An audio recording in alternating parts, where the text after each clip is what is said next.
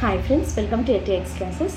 ఈరోజు మనం ఈ వీడియోలో రీసెంట్గా జరిగినటువంటి యూపీఎస్సీ సిఎస్సి ప్రిలిమ్స్ 2025 ఎగ్జామ్లో పాలిటీకి సంబంధించినటువంటి క్వశ్చన్స్ని అనలైజ్ చేయబోతున్నాము. Let us start the session. Before going to start that ఒక చిన్న అనౌన్స్మెంట్ ఫ్రమ్ ఎల్టీఎక్స్ క్లాసెస్ ఏంటంటే, యూపీఎస్సీ సీనియర్ ఆస్పిరెంట్స్ కోసం కొన్ని కోర్సెస్ని ఆఫర్ చేస్తుంది ఎల్టీఎక్స్ క్లాసెస్. దానికి సంబంధించిన ఫీ డీటెయిల్స్ ఇక్కడ మెన్షన్ చేయడం జరిగింది. అయితే ఇవి విడివిడిగా కాకుండా మీరు ఒక కాంబో లాగా తీసుకున్నట్టయితే మొత్తం మీకు 60,000కే ఇవ్వడం జరుగుతుంది. అండ్ ఇది కూడా మీరు అట్ ఎ టైం పే చేయాల్సిన అవసరం లేకుండా పర్ మంత్ 5,000 రూపీస్ లాగా మీరు పే చేసుకోవచ్చు. అండ్ ఆ కోర్స్ వచ్చేసి లైఫ్ టైం వ్యాలిడిటీ అనేది ఇవ్వడం జరుగుతుంది అనమాట. సో దీనికి సంబంధించి మీకు ఏదైనా డౌట్స్ ఉన్నట్టయితే ఈ నెంబర్కి మీరు కాంటాక్ట్ చేయండి. కంప్లీట్ డీటెయిల్స్ అనేది మీకు ఇవ్వడం జరుగుతుంది. అండ్ యూపీఎస్సీ ఇన్ఫినిటీ ప్రోగ్రామ్ గురించి చెప్పాలంటే లైవ్ అండ్ రికార్డెడ్ క్లాసెస్ లో మీకు యూపీఎస్సీ ఇన్ఫినిటీ ప్రోగ్రామ్ అనేది ఉంటుందన్నమాట. That includes GS prelims mains syllabus మొత్తం కవర్ అవుతుంది, ఇంక్లూడింగ్ ఎన్సీఆర్టీ ఫౌండేషన్, తర్వాత current affairs, CSAT, prelims test సిరీస్తో పాటు మెయిన్స్ ఆన్సర్ రైటింగ్ ప్రోగ్రామ్ కూడా యూపీఎస్సీ ఇన్ఫినిటీ ప్రోగ్రాంలోకే ఇంక్లూడ్ అయి ఉంటుంది. అండ్ దీనికి సంబంధించిన కొత్త బ్యాచెస్ వచ్చేసి June 1 నుంచి స్టార్ట్ అవబోతున్నాయి. Offline classes available at Vizag. And దీని ఫీజు వచ్చేసి 60,000 రూపీస్ ఇది కూడా. అండ్ ఇది కూడా మీరు అట్ ఏ టైం పే చేయాల్సిన అవసరం లేదు. పర్ మంత్ 5,000 రూపీస్ లాగా మీరు పే చేసుకోవచ్చు. అండ్ ఈ కోర్స్ కూడా మీకు లైఫ్ టైం వ్యాలిడిటీ తోటి ఇవ్వడం జరుగుతుంది. అంటే యూపీఎస్సీ ఒక 3 or 4 అటెంప్ట్స్ మీరు ఇవ్వాలి అని అనుకుంటే ఎవ్రీ ఇయర్ మీరు ఆ కోర్స్ని మళ్ళీ కోర్స్ ఫీ పే చేసి రెన్యూ చేసుకోవాల్సిన అవసరం లేకుండా లైఫ్ టైం అంటే మీరు ఎన్ని ఇయర్స్ అయినా కూడా మీరు ఈ కోర్స్ ఫీ ఒకసారి పే చేసి మొత్తం ప్యాకేజ్ని యూటిలైజ్ చేసుకోవచ్చు అనమాట. And coming to the optional infinity programme, ఇవి కూడా మీకు లైవ్ అండ్ రికార్డెడ్ క్లాసెస్ ఇస్తాము.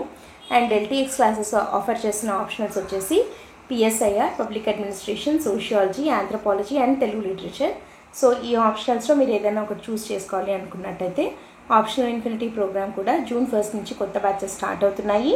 అండ్ దీని ఫీ వచ్చేసి 30,000 రూపీస్. అండ్ ఇది కూడా మీరు 5,000 పర్ మంత్ లాగా పేమెంట్ చేసుకోవచ్చు ఈఎంఐ ఆప్షన్స్ లాగా. అండ్ ఈ కోర్స్ కూడా మీకు లైఫ్ టైం వ్యాలిడిటీ తోటే ఇవ్వడం జరుగుతుంది అనమాట. ఓకే, సో యూపీఎస్సీ ఇన్ఫినిటీ గురించి కానీ, ఆప్షనల్ ఇన్ఫినిటీ లేదా కాంబో ఆఫర్ గురించి కానీ మీకు ఏ డౌట్స్ ఉన్నా, ఇంకా ఫర్దర్గా క్లారిఫికేషన్స్ కావాలి అని అనుకున్నా కూడా you can contact this number or else you can download app LTX classes.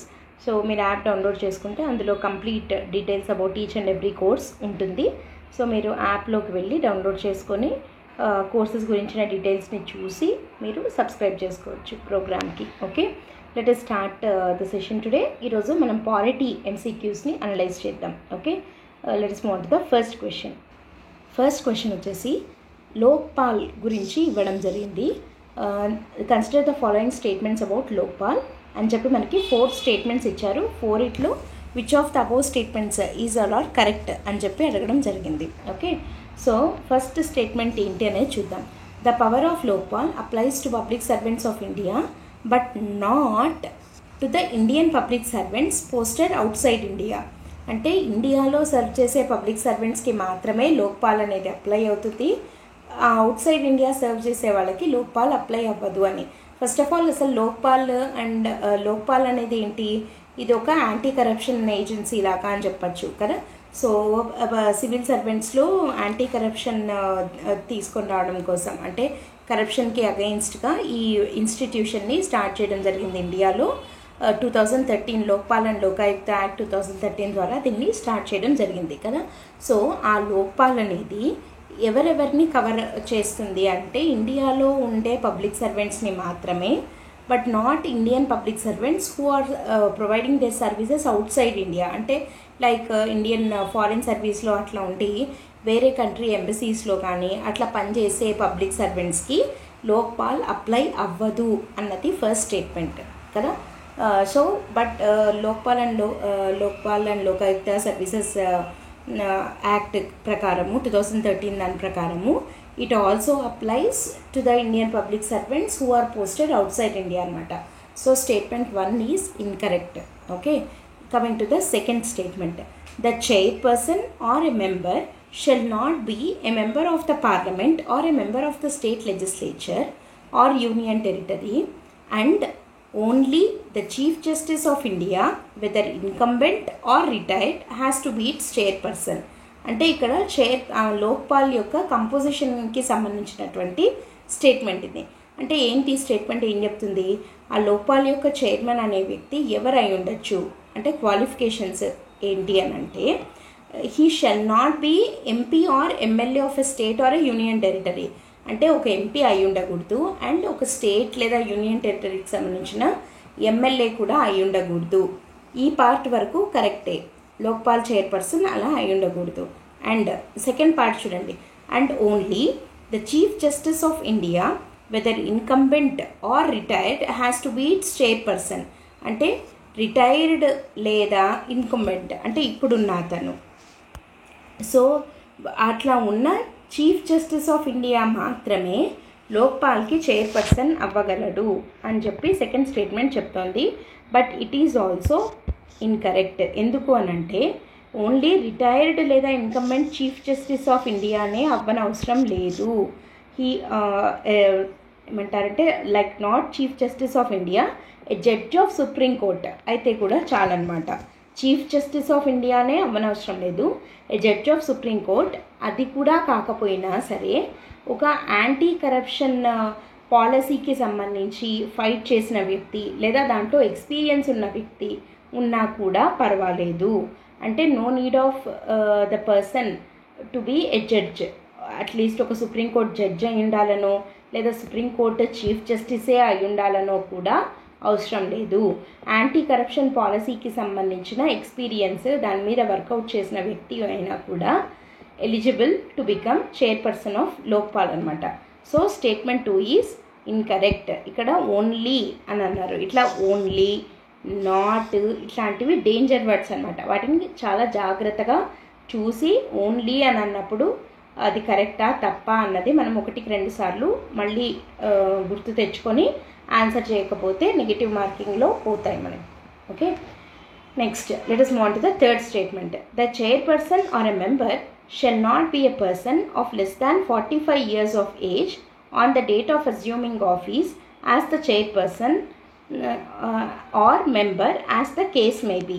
Okay, అంటే ఇక్కడ వచ్చేసి ఏజ్ లిమిట్ గురించి మాట్లాడుతున్నాం. ఫస్ట్ది ఏమన్నాము, అసలు అతని క్వాలిఫికేషన్ ఏంటి, సెకండ్ స్టేట్మెంట్ క్వాలిఫికేషన్ గురించి మాట్లాడాం. థర్డ్ది ఏంటి అని అంటే the chairperson or a member shall not be a person of less than 45 years age. అంటే మినిమం ఏజ్ ఎంత అని చెప్తున్నారు ఇక్కడ. ఎంత అంటే 45 years అయి ఉండాలి minimum on the date of assuming office as chairperson అని చెప్పి ఉందన్నమాట.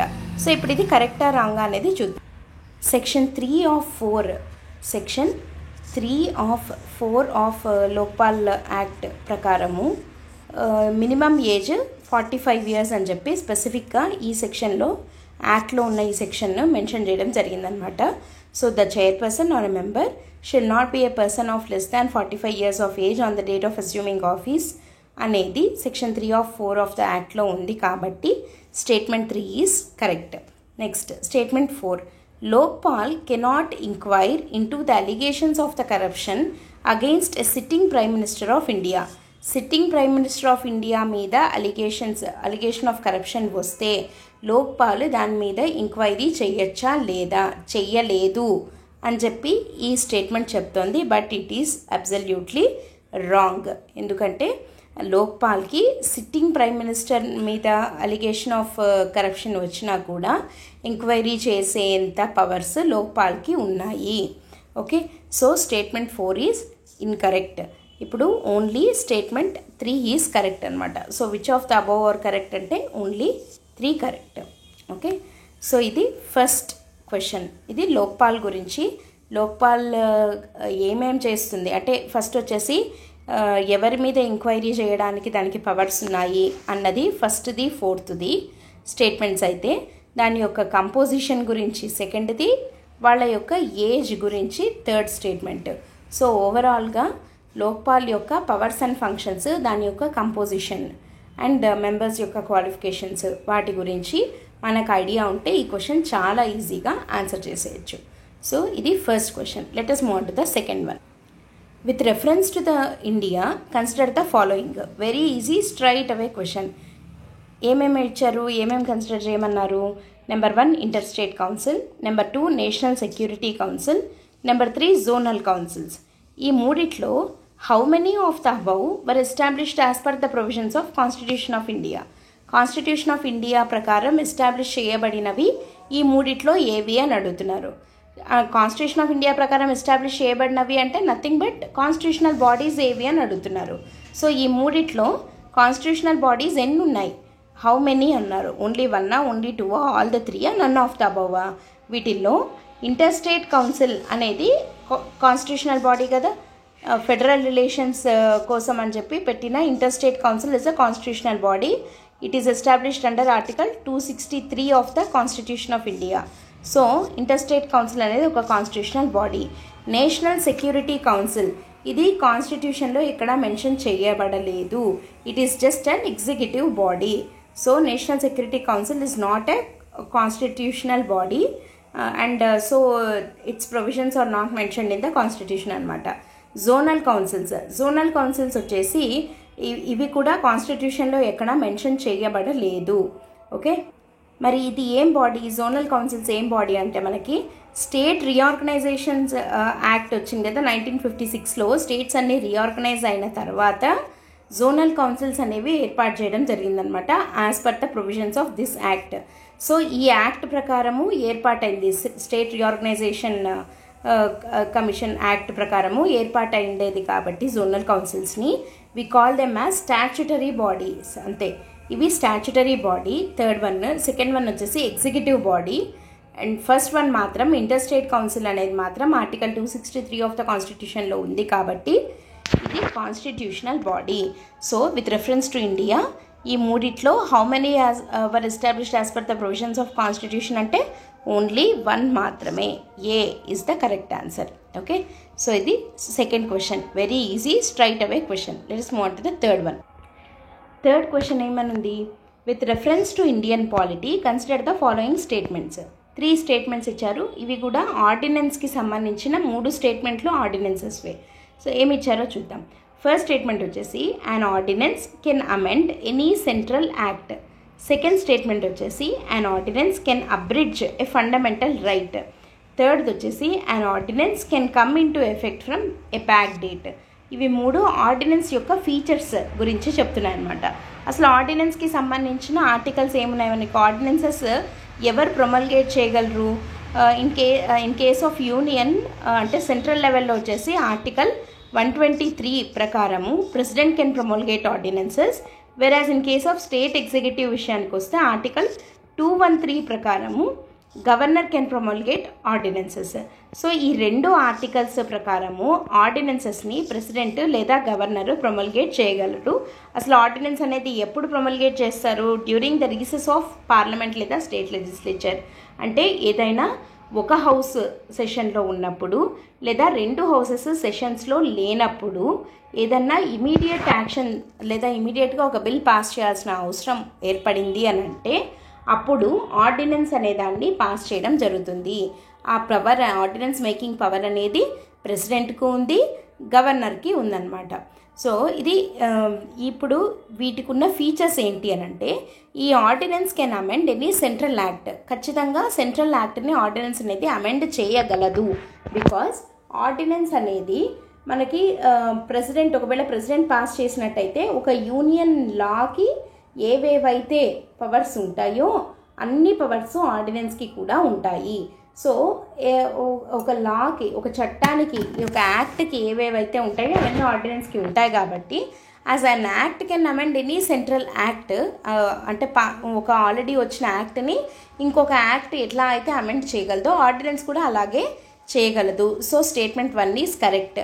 స్టేట్మెంట్ 2 చూద్దాం. an ordinance can abridge a fundamental right. Again here ఇక్కడ కూడా ఒక లా ఎట్లనో ఆర్డినెన్స్ కూడా అలాగే అని అంటున్నాం కదా. ఇప్పుడు ఆర్టికల్ 13(2) ఉంది. ఆర్టికల్ 13(2) ఏమని చెప్తుంది? State cannot abridge or take away any fundamental right while making any law. ఒకవేళ అలా చేస్తే that law is considered as null and void అని చెప్తుంది ఆర్టికల్ 13(2). సో ఇక్కడ ఆ లా అనేదానికి, లా అంటే ఒక యూనియన్ గవర్నమెంట్ చేస్తున్న చట్టం కానీ ఒక స్టేట్ గవర్నమెంట్ పాస్ చేసిన యాక్ట్ కానీ లేదా ఒక ఆర్డినెన్స్ కానీ ఇట్లా ఏవైనా లా అనే దాని కిందికి డెఫినేషన్లోకే వస్తాయి.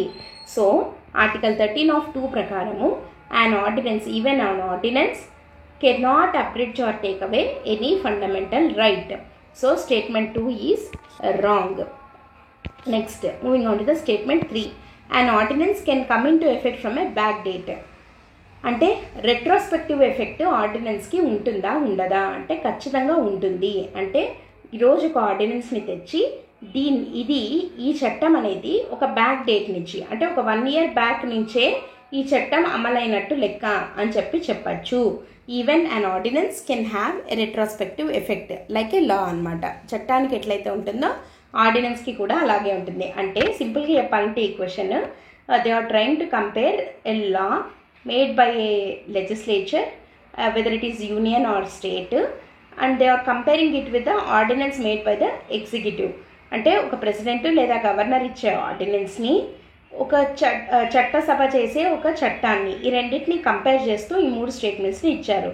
సో ఈ 3 స్టేట్మెంట్స్లో స్టేట్మెంట్ 1 and 3 ప్రకారము an ordinance is equal to law. 3 స్టేట్మెంట్స్లో కూడా ఆర్డినెన్స్ ఈజ్ ఈక్వల్ టు లానే.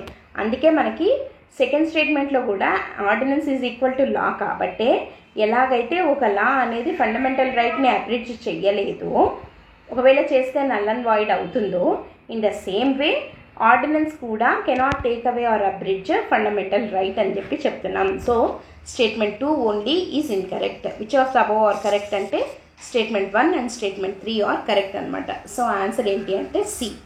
Okay, so third question answer is 1 and 3 only are correct. C is the correct answer. Let us move on to the fourth one. Fourth question చూద్దాం. With reference to Indian polity, consider the following statements. Number 1. The governor of a state is not answerable to any court for the exercise and performance of the powers and duties of his or her office. Governor తన powers and డ్యూటీస్ని implement చేయడంలో కోర్టుకి ఎటువంటి పరిస్థితుల్లో answerable కాదు అని first statement చెప్తోంది. అది correct. ఎందుకంటే ఆర్టికల్ 361(1) ఏమని చెప్తుంది అని అంటే governor not answerable to court for exercise of his powers అని ఆర్టికల్ 361(1) చెప్తుందన్నమాట. సెకండ్ స్టేట్మెంట్ చూద్దాం. No criminal proceedings shall be instituted or continued against the governor during his or her term of the office. అతను టర్మ్లో ఉన్న టైంలో governor మీద civil proceedings అయినా with notice ఇవ్వచ్చు, కానీ క్రిమినల్ ప్రొసీడింగ్స్ ఇన్స్టిట్యూట్ చేయడానికి లేదు. అది మళ్ళీ ఆర్టికల్ 361లోనే క్లాజ్ నెంబర్ 2 చెప్తుంది. ఓకే, 361లో క్లాజ్ నెంబర్ 1 ఏం చెప్తుంది అంటే not answerable to court for the actions for his actions అని చెప్తుంది. 361లోనే 2 ఏం చెప్తుందంటే no criminal proceedings shell be instituted against him during his term, అతని టర్మ్లో ఉన్నంత వరకు మాత్రమే అని స్టేట్మెంట్ నెంబర్ 2 చెప్తుందన్నమాట. సో రెండు కూడా కరెక్టే. And moving on to the third statement. Members of a state legislature are not liable to any proceedings in any court in respect of anything said within the house. ఇక్కడ మనకి ఇది వచ్చేసి privileges of MPs and MLAs కింద వస్తుంది అనమాట. Individual privileges ఏముంటాయి, collective privileges ఏముంటాయని parliament చాప్టర్లో మనకు స్పెసిఫిక్గా మెన్షన్ చేయడం జరిగింది. ఆ ప్రివిలేజెస్లో ఏమని ఉంటుంది అని అంటే they are not at all liable, they are no more responsible for anything they said on the floor of the house అనమాట. అంటే వాళ్ళు ఫ్లోర్ ఆఫ్ ద హౌస్లో ఒకటి చెప్పి అది ఎందుకు నువ్వు చెయ్యలేదు అని మనము వాళ్ళని క్వశ్చన్ చేయడానికి లేదు. They are not liable for any proceedings in the court. లేదా వాళ్ళు వేసిన ఓట్కి కానీ, ఇప్పుడు ఏదైనా ఒక బిల్ ప్రపోజల్ పెట్టారు, దానికి ఫర్గా కానీ అగెయిన్స్ట్గా కానీ ఒక ఎంపీ లేదా ఒక ఎమ్మెల్యే ఓట్ వేశారనుకుందాం. నువ్వు దానికి ఫేవరబుల్గా ఎందుకు ఓటేసావని కానీ అగెయిన్స్ట్గా ఎందుకు ఓటేసావని కానీ అడగడానికి, క్వశ్చన్ చేయడానికి లేదు. Okay, so that is the members of state legislature are not liable to any proceedings in any court in respect of anything said within the house anamata. So statement 3 is also correct. So which of the above statements are correct ante all the 3 statements are correct. 1, 2 and 3 answer vachesi D అనమాట. 4th క్వశ్చన్కి answer D. 1, 2 and 3 are correct. Let us move on to the 5th question. 5th question is about డిఫెక్షన్కి సంబంధించినటువంటి question అనమాట. ఇది చూద్దాం ఒకసారి. Consider the following statements. If any question arises as to whether a member of the House of the People has become subject to disqualification under the 10th schedule, the President's decision in accordance with the opinion of Council of Ministers shall be final. ఇక్కడ very very important ఈ statement. కొంచెం జాగ్రత్తగా చూద్దాము. ఏమంటున్నారు? If any question arises whether member of the house of the people అంటే Lok Sabha, simple చెప్పాలంటే అంటే member of the Lok Sabha అయినా మెంబర్ ఆఫ్ ద రాజ్యసభ అయినా, సింపుల్లీ చెప్పాలంటే మెంబర్ ఆఫ్ పార్లమెంట్ ఎంపీ అనుకుందాం. If any question arises as to whether a MP has become subject to disqualification under 10th schedule. ఇది important. ఇప్పుడు disqualifications of MPs అని అంటే మనకి according to parliament కొన్ని ఉంటాయి, according to representation of people act కొన్ని ఉంటాయి, 10th షెడ్యూల్ కింద డిస్క్వాలిఫికేషన్స్ కొన్ని విడివిడిగా ఉంటాయి మనకి ఇక్కడ. సో యాజ్ పర్ కాన్స్టిట్యూషన్ కానీ as per representation of people act కింద కానీ ఒక ఎంపీ లేదా ఒక MP whether he is a member of Lok Sabha లేదా రాజ్యసభ అయితే అతను డిస్క్వాలిఫైయా కాదా అనే decision will be taken care by president in consultation with PM or council of మినిస్టర్స్తో మాట్లాడి డెసిషన్ అనేది తీసుకోవడం జరుగుతుందన్నమాట. ప్రెసిడెంటే తీసుకుంటాడు. బట్ ఇక్కడ ఏమంటున్నారు? Subject to disqualification under 10th schedule అంటున్నారు. 10th షెడ్యూల్ అంటే ఏంటి? 10th schedule is about defection కదా, పార్టీ ఫిరాయింపుల గురించి. సో ఈ యాంటీ డిఫెక్షన్ లా అని అంటాం మనం 10th షెడ్యూల్ని.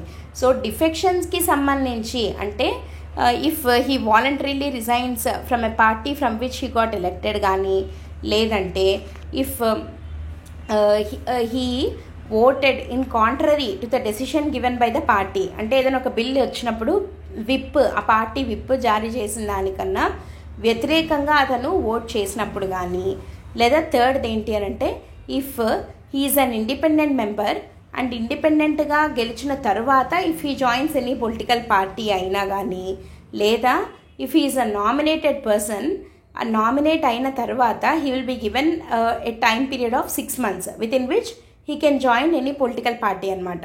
ఒకవేళ 6 నెలల టైం పీరియడ్ తర్వాత అతను లేదా ఆమె ఏదైనా ఒక పొలిటికల్ పార్టీలో కనుక జాయిన్ అయితే అప్పుడు కానీ, ఈ 4 కేసెస్లో ఏ కేస్ ప్రకారమైనా కూడా that person can become disqualified under 10th schedule. అంటే పార్టీ ఫిరాయించినట్టు లెక్క, ఆ డిఫెక్షన్ కిందికి వస్తుంది. సో అప్పుడు 10th షెడ్యూల్ కింద డిస్క్వాలిఫై అవుతారు. ఈ డిస్క్వాలిఫికేషన్ కరెక్టా కాదా అనే decision will be taken by not president of India but by the presiding officer of the house in which that person is a member. అంటే అది లోక్సభ అయితే స్పీకరు, రాజ్యసభ అయితే చైర్మన్ అనమాట. అంతేగాని ప్రెసిడెంట్కు డిస్క్వాలిఫికేషన్ అండర్ 10th షెడ్యూల్కి ఎటువంటి సంబంధము లేదు. అంటే స్పీకర్ కానీ చైర్పర్సన్ కానీ దాని మీద డెసిషన్ తీసుకోవాలి. 10th షెడ్యూల్ డిస్క్వాలిఫికేషన్స్కి మాత్రమే. మిగతా డిస్క్వాలిఫికేషన్స్ అన్నీ కూడా ప్రెసిడెంటే తీసుకోవడం జరుగుతుంది. So statement 1 is incorrect. Next statement 2 ఏమనుంది? There is no mention of the word political party in the constitution of India. Constitution of ఇండియాలో పొలిటికల్ పార్టీ అన్న పదం ఎక్కడా లేదు అని. ఓకే, సో ఇక్కడ ఈ స్టేట్మెంట్ కూడా తప్పు. బికాజ్ అదే 10th షెడ్యూల్ మనం ఇందాక ఏదైతే చెప్పామో పైన అదే 10th షెడ్యూల్లో డిఫెక్షన్స్లో 52nd అమెండ్మెంట్ యాక్ట్ ద్వారా యాడ్ అయింది కదా మనకి 10th షెడ్యూల్ అనేది. సో దాని ప్రకారము అందులో మనకి splits and mergers, political party 2 పార్టీలు కలిస్తే డిస్క్వాలిఫికేషన్ ఎట్లా ఉంటుంది, 2 పార్టీలు స్ప్లిట్ అయితే వాళ్ళు డిస్క్వాలిఫికేషన్ కిందకి వస్తారా రారా, వీటినన్నిటి గురించి డిస్కస్ చేసేటప్పుడు the word political party is mention in the constitution. కానీ ఇదే స్టేట్మెంట్ కరెక్ట్ అయ్యి ఉండేది ఎప్పుడు? There is no mention of the word political party in the original constitution of India అని అనుంటే అది కరెక్ట్ అయ్యి ఉండేది. బికాస్ 10th షెడ్యూల్ అనేది తర్వాత యాడ్ అయింది కాబట్టి. ఓకే, ఒరిజినల్గా ఉన్న కాన్స్టిట్యూషన్లో పొలిటికల్ పార్టీ అన్న వర్డ్ అయితే ఎక్కడా మనకి మెన్షన్ చేయలేదు. So statement 2 is wrong, because కాన్స్టిట్యూషన్లో పొలిటికల్ పార్టీ అన్న వర్డ్ ఉంది and it was added through 10th schedule of the constitution అనమాట. So statement 2 is also wrong. So ఈ రెండిట్లో which of the above are correct అంటే neither 1 nor 2 is the correct answer. Let us move on to the 6th question. 6th question చూద్దాము. Consider the following statements. Statement 1 ఏమనుంది? In India the state governments have no power for making rules for grant of concessions in respect of extraction of minor minerals even though such minerals are located in their territories. అంటే state governments వాటి టెరిటరీస్లో ఉన్న minor మినరల్స్కి సంబంధించిన ఎక్స్ట్రాక్షన్లో కూడా state గవర్నమెంట్స్కి ఎటువంటి power లేదు అన్నది statement 1. Statement 2 ఏమనుంది? In India the central government has the power to notify minor minerals under the relevant law. అంటే మైనర్ మినరల్స్ని నోటిఫై చేసే అధికారము సెంట్రల్ గవర్నమెంట్కి ఉంది ఇండియాలో అని స్టేట్మెంట్ 2 చెప్తుంది. ఆ మైనర్ మినరల్స్ని ఎక్స్ట్రాక్ట్ చేసే అధికారము స్టేట్ గవర్నమెంట్స్కి లేవు అని చెప్పి స్టేట్మెంట్ 1 చెప్తోంది. అంటే ఇక్కడ మనకు తెలియాల్సినది ఏంటి? అసలు మైనర్ మినరల్స్కి సంబంధించిన పవర్స్ అనేవి ఏ సబ్జెక్ట్ కిందకి వెళ్తాయి అని కదా. సో ఇక్కడ statement 1 is incorrect whereas 2 is correct అనమాట. ఎందుకంటే మనకి mines and minerals development and regulation act MMDR act అని చెప్పి ఉంది మనకి. సో ఈ MMDR యాక్ట్లో సెక్షన్ 15 స్పెసిఫిక్గా ఏమని చెప్తుంది అని అంటే state governments have the power to regulate the extraction of minor minerals అని చెప్పి. కానీ స్టేట్మెంట్ 2 ఈజ్ కరెక్ట్. అంటే ఇక్కడ మనం అర్థం చేసుకోవాల్సినది ఏంటంటే ఒక మినరల్స్ని కొన్ని మినరల్స్ని వాటిని కేటగరైజ్ చేయడం అంటే అది మైనర్ మినరలా కాదా అని చెప్పి నోటిఫై చేసే పవర్ వచ్చేసి సెంట్రల్ గవర్నమెంట్కి ఉంది.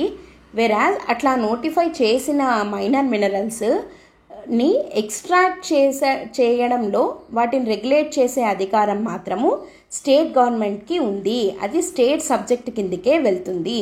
ఎక్స్ట్రాక్షన్ ఆఫ్ మైనర్ మినరల్స్ అనేది స్టేట్ సబ్జెక్ట్ కిందకే వెళ్తుంది. So state governments have all the powers to regulate the extraction of minor minerals అనమాట. So statement 1 is incorrect. కానీ నోటిఫై చేసే అధికారం సెంట్రల్ గవర్నమెంట్కి ఉంది కాబట్టి స్టేట్మెంట్ 2 ఈజ్ కరెక్ట్ అనమాట. సో ఆన్సర్ ఏంటి అని అంటే D is the correct answer. Okay, let us move on to the 7th question.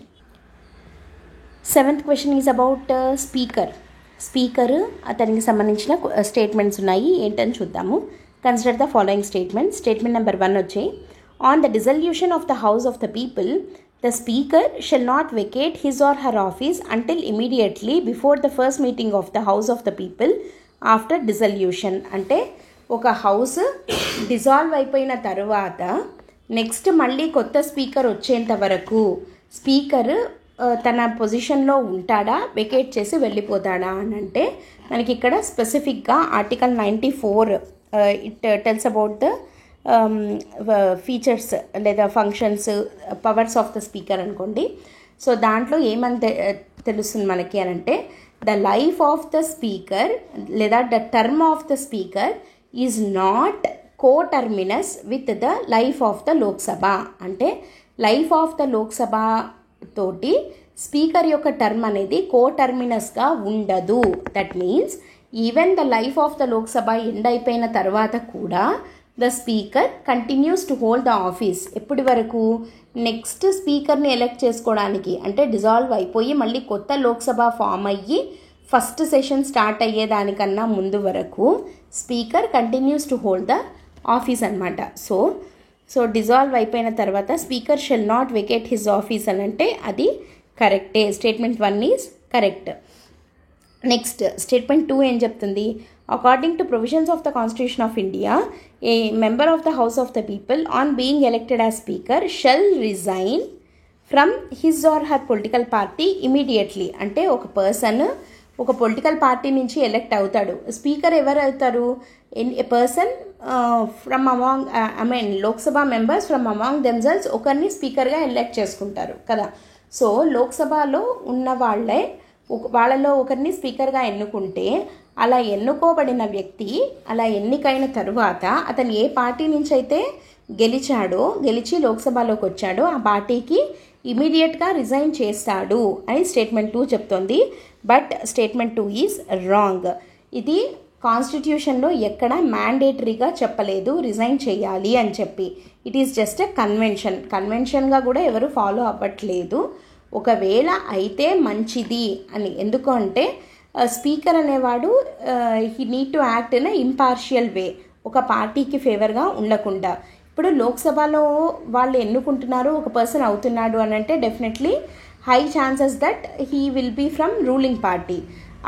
కాబట్టి ఇప్పుడు రూలింగ్ పార్టీకే ఫేవర్గా స్పీకర్ ఉండకుండా, పార్టిసాన్ మేనర్లో ఉండకుండా ఇంపార్షియల్గా ఫంక్షన్ చేయాలి అని అంటే అతను స్పీకర్గా ఎలెక్ట్ అయిన వెంటనే అతను ఆ పార్టీకి రిజైన్ చేసేస్తే then he can ensure that he will function in impartial way కదా. సో అట్లా అని చెప్పి అది చేస్తే బాగుంటుంది అని అన్నారు, కానీ చెయ్యాలి అన్న రూల్ అయితే మ్యాండేటరీ అయితే కాన్స్టిట్యూషన్లో ఎక్కడ లేదు. So statement 2 is wrong. Statement 3, the Speaker of the House may be removed from his or her office by resolution of the House of the People passed by majority of all the then members of the House, provided that no resolution shall be moved unless at least 14 days notice have been given of the intention to move the resolution. ఇది speaker యొక్క impeachment గురించి. స్పీకర్ని తన పదవి నుంచి remove చేయాలి అని అంటే at least 14 days prior notice ఇవ్వాలి. ఇది కరెక్ట్. ప్రయర్ నోటీస్ ఇచ్చి ఆ తర్వాత కూడా రెజల్యూషన్ పెట్టినప్పుడు he cannot preside the sitting. అంటే అది మూవ్ అయ్యి ఆ ఇంపీచ్మెంట్ రెజల్యూషన్ ఉన్నప్పుడు అతను ప్రిసైడ్ చేయడానికి లేదు. He can just sit like any other member of the house. And తన ఇంపీచ్మెంట్ రెజల్యూషన్కి పెట్టినప్పుడు ఆ ఓటింగ్లో అతను like any other member of the house he can also participate in voting అనమాట. మామూలుగా అయితే స్పీకర్ ఎప్పుడు ఓటేస్తారు, ఏదైనా in case of tie casting vote మాత్రమే వేస్తారు. కానీ ఈ ఇంపీచ్మెంట్ రెజల్యూషన్ ఉన్నప్పుడు మాత్రము like any other member first ఇన్స్టెన్స్లోనే ఓటు వేయచ్చు. అండ్ 14 days ప్రయర్ నోటీస్ తోటి రెజల్యూషన్ నోటీసు ముందుగానే ఇవ్వాలి. అండ్ ఇచ్చిన తర్వాత ఓటింగ్కి పెట్టినప్పుడు ఆల్ ద దెన్ మెంబర్స్ అందరూ ఓటు వేసినప్పుడు మాత్రమే ఆ ఇంపీచ్మెంట్ రెజల్యూషన్ అనేది పాస్ అవుతుంది. సో కాబట్టి స్టేట్మెంట్ 3 ఈజ్ కరెక్ట్ అనమాట. సో ఇక్కడ only statement 2 is wrong. Which of the above are correct అని అంటే 1 and 3 ఆర్ కరెక్ట్ అనమాట. ఆన్సర్ వచ్చేసి సి 7th క్వశ్చన్కి. Let us move on to the 8th one. 8th question simple straight question. ఒక constitution provision ఇచ్చారు and అది కాన్స్టిట్యూషన్లో దేని కింద ఉంది అని చెప్పి అడగడం జరిగిందనమాట. సో ఫస్ట్ది ఏంటి అంటే separation of judiciary from executive in the public services of the state. ఇది డైరెక్టివ్ ప్రిన్సిపల్స్ ఆఫ్ స్టేట్ పాలసీలో ఉంది. Statement 2, valuing and preserving the rich heritage of our composite culture. ఇది ఫండమెంటల్ డ్యూటీస్ కిందికి వెళ్తుందా? Statement 3, prohibition of employment of children below the age of 14 years in factories. ఇది fundamental rights కిందికి వెళ్తుందా? ఈ 3 కరెక్ట్గా మ్యాచ్ అయ్యాయా లేదా అని చెప్పి అడిగారనమాట. Separation of judiciary from executive article number 50 directive principles of state పాలసీలోనే లిబరల్ ఇంటెలెక్చువల్ ప్రిన్సిపల్స్ అనే కేటగిరీ కిందికి వెళ్తుంది. So statement 1 is correct. Statement 2 ఏంటి? Valuing and preserving the rich heritage of our composite culture. ఇది ఫండమెంటల్ డ్యూటీస్లో article 51 of F clause article 51 మొత్తం fundamental డ్యూటీసే. దాంట్లో sub clause F కిందికి ఈ పర్టికులర్ ఫండమెంటల్ డ్యూటీ అనేది వస్తుంది అనమాట. మన రిచ్ హెరిటేజ్ అండ్ కల్చర్ని కాపాడుకునే బాధ్యత ఫండమెంటల్ డ్యూటీ మనందరి మీద ఉంది అని 51F చెప్తుంది. So statement 2 is also correct. And coming to statement 3, prohibition of employment of children below the age of 14 years in factories. So ఇది కూడా ఫండమెంటల్ రైట్ కిందికే ఆర్టికల్ నెంబర్ 24 అనమాట. ఆర్టికల్ 24 ఏమని చెప్తుంది? ఇది రైట్ అగైన్స్ట్ ఎక్స్ప్లాయిటేషన్ అనే category కింద ఉంటుంది ఇది. సో ఫండమెంటల్ రైట్ ఏంటి అని అంటే చిల్డ్రన్ 14 years కన్నా తక్కువ ఏజ్ ఉన్న వాళ్ళు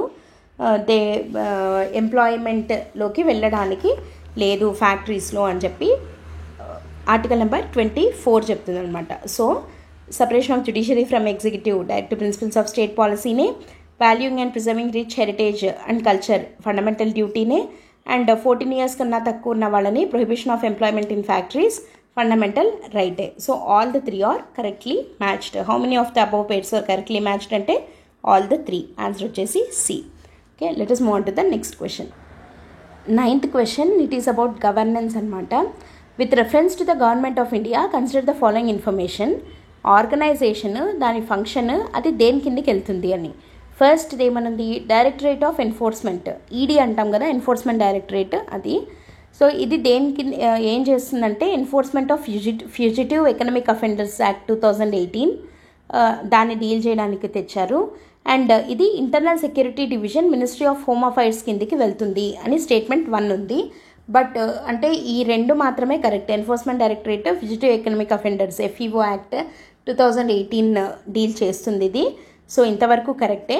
బట్ ఇది internal security division ministry of home affairs కిందికి రాదు. It falls under department of revenue ministry of finance కిందికే ఇది వెళ్తుంది. సో స్టేట్మెంట్ 1 ఈజ్ రాంగ్ అనమాట. నెక్స్ట్ స్టేట్మెంట్ 2 చూద్దాం. డైరెక్టరేట్ ఆఫ్ రెవెన్యూ ఇంటెలిజెన్స్, ఇది కస్టమ్స్ యాక్ట్ 1962 ప్రకారం ని ఎన్ఫోర్స్ చేయడానికే వచ్చింది. అండ్ ఇది department of revenue ministry of finance. So పైనది ఇది 2 కూడా రెవెన్యూ డిపార్ట్మెంటే మినిస్ట్రీ ఆఫ్ ఫైనాన్స్ కిందికే వెళ్తాయి. So statement 2 is right. Statement 1 is wrong ఇది, ఎందుకంటే హోమ్ అఫైర్స్ కిందికి ఇది వెళ్ళదు, ఫైనాన్స్ కిందికి వెళ్తుంది. Next third one, director general of systems and data management, ఇది దేనికి అని అంటే ట్యాక్స్ ఇవేడర్స్ వాళ్ళకి సంబంధించినటువంటి బిగ్ డేటా అనలిటిక్స్ కోసం ఏర్పాటు చేయడం జరిగింది ఇది. అండ్ ఇది డిపార్ట్మెంట్ ఆఫ్ రెవెన్యూనే మినిస్ట్రీ ఆఫ్ ఫైనాన్సే. So statement 3 is correct. So ఈ 3 స్టేట్మెంట్స్లో 3 కూడా డిపార్ట్మెంట్ ఆఫ్ రెవెన్యూనే మినిస్ట్రీ ఆఫ్ ఫైనాన్సే. కానీ మనకి ఏం ట్విస్ట్ చేసి అడిగారు, ఫస్ట్ది మాత్రము మినిస్ట్రీ ఆఫ్ హోమ్ అఫైర్స్ కిందికి వెళ్తుంది అని అన్నారు. So statement 1 is wrong, 2 and 3 are correct అనమాట. So which of the in how many of the above rows is the information correctly matched అంటే ఓన్లీ 2 rows మాత్రమే కరెక్ట్లీ ఇన్ఫర్మేషన్ ఈజ్ మ్యాచ్డ్ అనమాట. Answer వచ్చేసి B. Let us move on to the next question. 10th question వచ్చేసి it is about local గవర్నమెంట్స్కి సంబంధించిన statements ఇచ్చారు. Consider the following statements. Panchayats at the intermediate level exist in all the states అన్నారు. ఇక్కడే ఇది తప్పు, ఎందుకంటే మనకి ఆర్టికల్ 243B ఏమని చెప్తుంది అని అంటే పంచాయత్ అనేది మామూలుగా మనకి 3 levelsలో ఉంటుంది కదా. సో ఇంటర్మీడియట్ లెవెల్లో పంచాయత్ ఉండడము అనేది not compulsory in all the states అనమాట. ఏ స్టేట్స్లో కంపల్సరీ కాదు అని అంటే ఏ స్టేట్ యొక్క పాపులేషన్ అయితే 20 lakhs కన్నా ఎక్కువ ఉండదో, okay, if it does not exceed 20 lakhs then intermediate level అంటే బ్లాక్ లెవెల్ అది అక్కడ పంచాయతీ అవసరం లేదు. అంటే చిన్న చిన్న స్టేట్స్ ఉంటాయి కదా, లైక్ ఫర్ ఎగ్జాంపుల్ సిక్కిం ఇట్లాంటి చోట వేర్ గోవా కానీ 20 lakhs కన్నా పాపులేషన్ ఎక్కువ ఉండదో అట్లాంటి చోట పంచాయత్స్ ఇంటర్మీడియట్ లెవెల్లో కంపల్సరీ అయితే కాదు, అకార్డింగ్ టు ఆర్టికల్ 243B అనమాట. So statement 1 is wrong. Next statement 2 ఏముంది, to be eligible to be a member of panchayat at the intermediate level a person should attain the age of 30 years. అంటే intermediate లెవెల్లో ఒక person member of Panchayat అవ్వాలంటే minimum age 30 years అని చెప్పి. But మనకందరికీ తెలిసిన విషయమే దట్ మినిమం ఏజ్ పంచాయత్స్కి ఎలెక్ట్ అవ్వాలి అని అంటే మినిమం ఏజ్ ఎంత అని అంటే 21 years మాత్రమే. మినిమం ఏజ్ ఎంత అంటే only 21 years.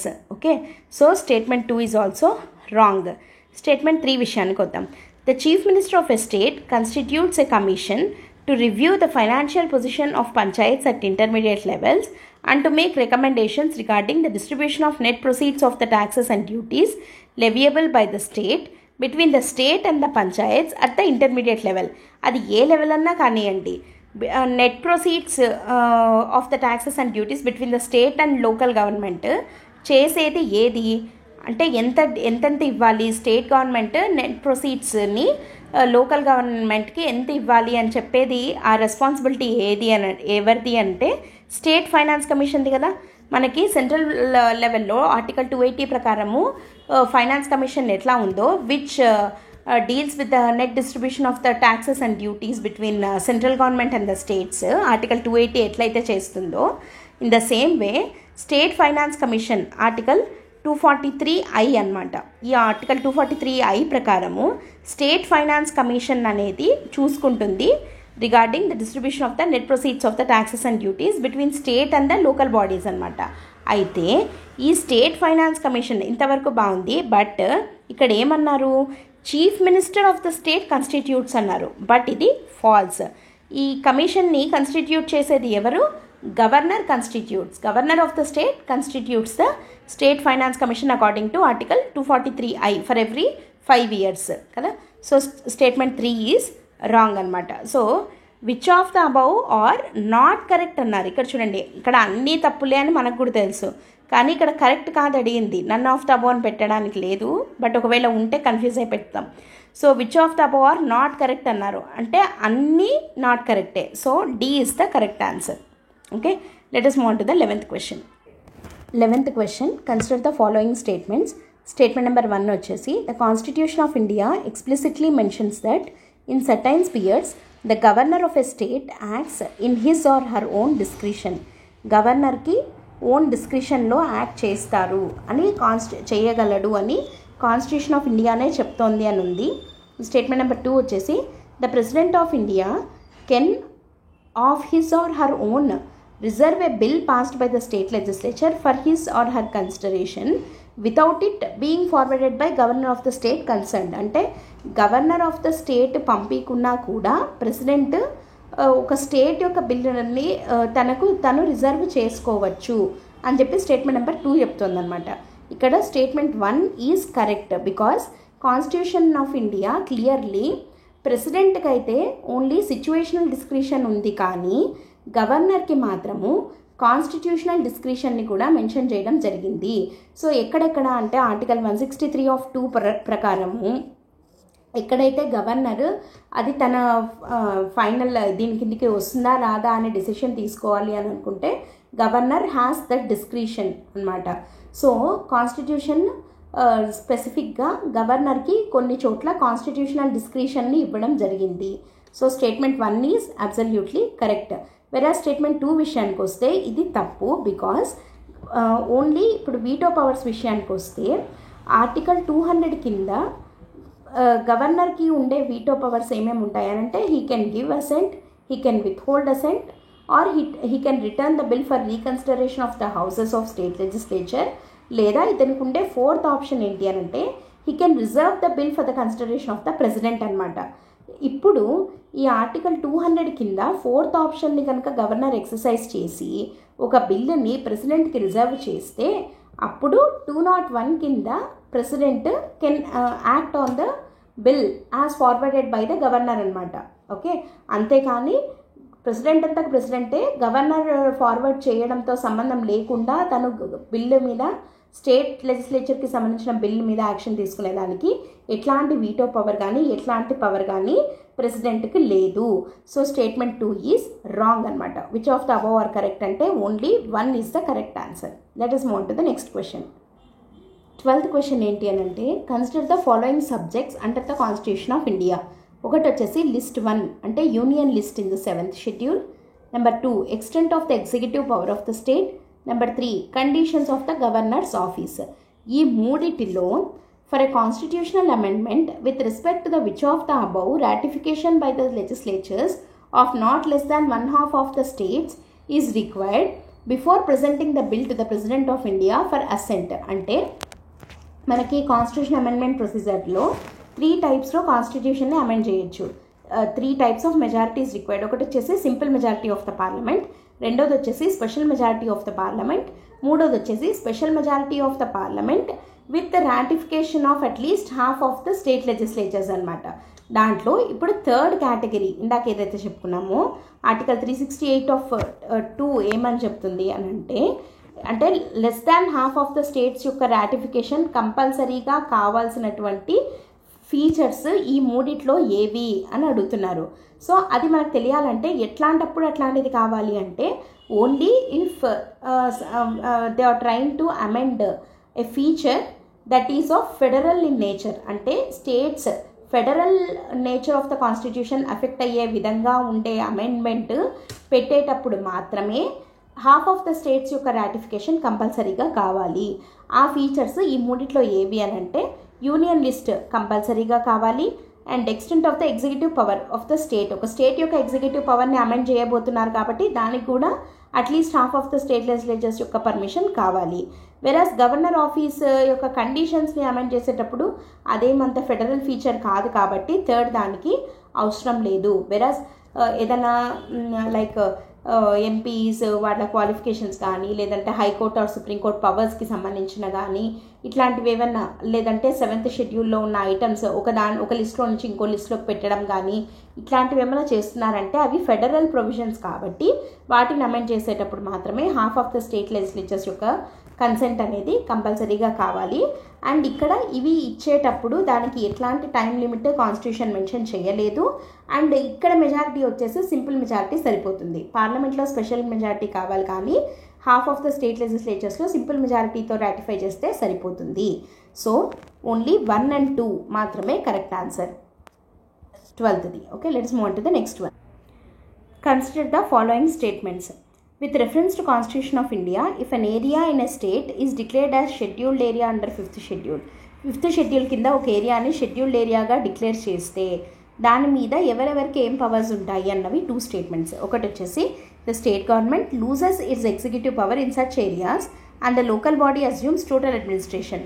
Local body administration చేస్తుంది కరెక్టే కానీ state government does not lose it's executive power. So statement 1 is wrong. Statement 2.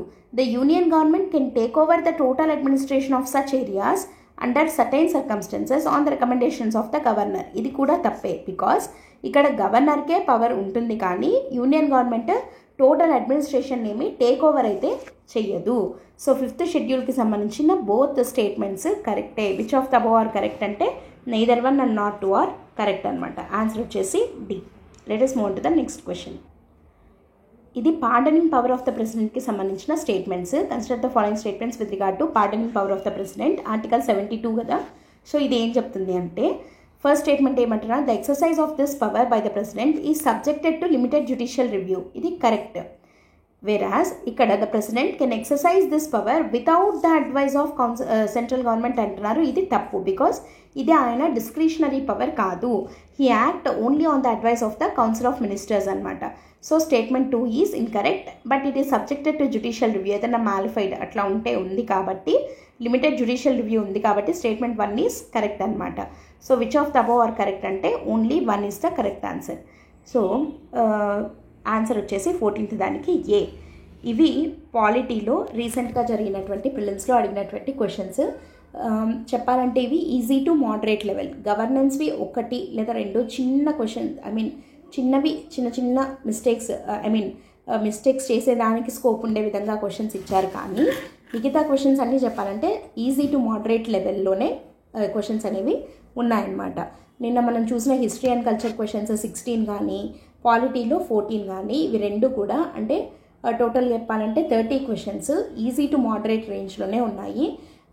కొంచెం ప్రాపర్గా మనం కరెక్ట్గా ఒరిజినల్ టెక్స్ట్ బుక్స్ లక్ష్మీకాంత్ కానీ లేదా హిస్టరీలో అయితే స్పెక్ట్రమ్, మోడర్న్ ఇండియా, ఎన్సీఆర్టీస్ ఇవి కనుక మనం ప్రిపేర్ అయితే ఈ 30 క్వశ్చన్స్లో మనము యాజ్ ఇట్ ఈస్గా మనము 25 to 27 క్వశ్చన్స్ దాకా మనము కరెక్ట్గా పెట్టచ్చు, మనం నెగిటివ్ మార్కింగ్ పోగొట్టుకోకుండా. ఓకే, 30కి 30 ఆన్సర్ చేసినా ఒకవేళ మిస్టేక్ పోయినా 27 క్వశ్చన్స్ అయితే కరెక్ట్ అయ్యేదానికి స్కోప్ ఉన్నటువంటిది.